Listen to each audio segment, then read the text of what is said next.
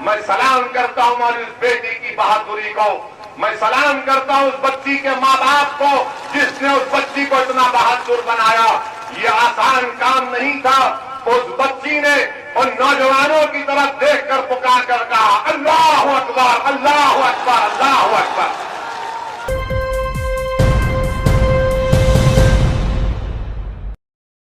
इस वीडियो में आपने देखा कि किस तरह से ये गैरतमंद बेटी बुर्क़े में जब कॉलेज पहुंचती है तो भगवावादी गुंडे किस तरह से वहाँ पर जय श्री राम के नारे लगाते हैं और उसके जवाब में ये बेटी हिम्मत दिखाते हुए बिल्कुल शेरनी की तरह अल्लाह अकबर के नारे लगाती है और बिल्कुल डरती हुई नज़र नहीं आती। पूरे कैंपस में ये लड़की अकेली नज़र आ रही है और आप देख सकते हैं कि कितनी दूर इस बच्ची ने अपनी बाइक खड़ी की है और उसके बाद लगातार जिस तरह से इसको गेट पर ही हिरासा करने की कोशिश की गई है, परेशान करने की कोशिश की गई है और उसके बाद ये किसी तरह से अंदर पहुंची है। अंदर पहुंचने के बाद भी मीडिया में थोड़ी देर अपना पक्ष रखा है, लेकिन प्रशासन ने जिस तरह से बच्ची को अंदर भेज दिया है, जिससे जाहिर होता है कि किस तरह से इस तरह की गैरतमंद बेटियां अपनी लड़ाई अपने आप लड़ने पर मजबूर हैं।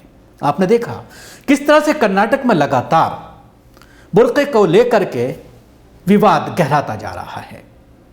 ये कॉलेज से एक शुरू हुआ, 6 बच्चियों को लेकर एक कॉलेज में बैन कर दिया गया। 1.5 महीने से लगातार वो कॉलेज के बाहर बैठी और एहतजाज कर रही थी और ये आग धीरे धीरे पूरे कर्नाटक में फैलती चली जा रही है। जगह जगह पर इस तरह के मामले सामने आ रहे हैं कि जहां पर बेटियों को हिजाब में कॉलेज या स्कूल में जाने की परमिशन नहीं दी जा रही है। कई कॉलेजेस में काफ़ी हंगामा होने के बाद अलग क्लास में बैठने की बात कही गई, लेकिन ये बात सामने आई कि जब बच्चियां अलग क्लास में बुर्क़े में जाकर के बैठीं तो उनकी क्लास नहीं हुई। जब शाम को वो अपने घर पहुंची तो बताया गया घर वालों को कि पूरे दिन हम कॉलेज में बैठ करके खाली बैठ करके आ रहे हैं, हमें किसी भी टीचर ने आकर के नहीं पढ़ाया। और एक सवाल ये भी खड़ा हो रहा है कि आखिर बच्चियों को अलग बिठा करके बाहिजाब बच्चियों के लिए एक रूम अलग से फिक्स करके आप बच्चियों के जहन में डिस्क्रिमिनेशन का एक मैसेज दे रहे हैं, उनको ये बताने की कोशिश कर रहे हैं कि आप दूसरे दर्जे के नागरिक हैं। और जिस तरह से सौतेला व्यवहार उनके साथ कॉलेज प्रशासन कर रहा है, वो कहीं ना कहीं जो मूल अधिकार है, वो देश जिसके कानून में तमाम मज़ाहिब के लोगों को छूट दी हुई है कि वो अपनी रीति रिवाज के हिसाब से अपनी ज़िंदगी जी सकते हैं, और ऐसा कंट्री जहाँ पर आज भी महिलाएं घूंघट करती हैं, महिलाएं आज भी अपने सर पर पल्लू डाल कर रहती हैं, ऐसे देश में आज हिजाब को एक इशू बनाया जा रहा है। और जिस तरह से बीजेपी और आरएसएस का जो विंग है, हिंदूवादी संगठन है, या बीजेपी का जो एबीवीपी विंग है, नौजवानों का, छात्रों का, उसके ज़रिए जिस तरह से दादागिरी दिखाई जा रही है, गले में गमछा डालकर, माथे पर तिलक लगा करके स्कूल में आने की परमिशन है, भगवा गमछा डालकर क्लास अटेंड करते हुए बहुत सारे शॉट्स वायरल हो रहे हैं और उस पर किसी तरह का किसी को कोई ऑब्जेक्शन नहीं है, उन्हें परमिशन दी जा रही है। तो सवाल ये खड़ा होता है कि अगर हिजाब किसी एक मज़हब की आइडेंटिटी है तो क्या भगवा कलर आपकी आइडेंटिटी नहीं, क्या तिलक आपकी आइडेंटिटी नहीं?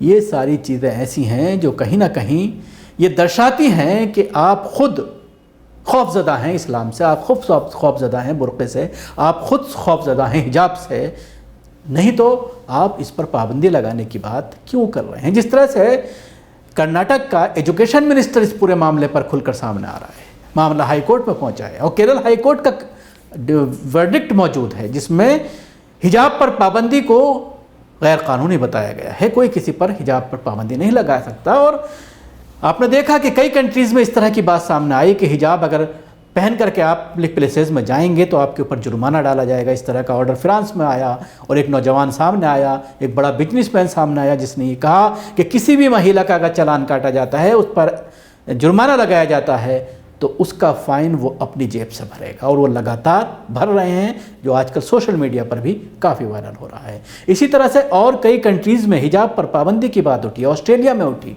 लेकिन उसके बाद बैकफुट पर आना पड़ा। जाहिर सी बात है, अगर कोई हिजाब लगाता है उस पर पाबंदी, लेकिन अगर आप नंगे घूमते हैं तो उस पर कोई किसी तरह की पाबंदी नहीं। जिस तरह के बहुत सारे वीडियो सोशल मीडिया पर वायरल हो रहे हैं, हम उसका जिक्र नहीं करना चाहेंगे। जाहिर सी बात है, इसको और ज़्यादा इसको हम ऐसा इशू नहीं बनाना चाहते जिससे आपस में दूरियां पैदा हों। लेकिन कहीं ना कहीं जो एक ये बाहिम्मत महिला का जो एक वीडियो सोशल मीडिया पर वायरल हो रहा है, उसके बाद ये बहस छिड़ गई है और सोशल मीडिया पर लोग इस बच्चे की खूब तारीफ़ कर रहे हैं, किस तरह से ये लड़ाई लड़ रही है और बिल्कुल दबकर नज़र नहीं आ रही, दबती हुई नज़र नहीं आ रही।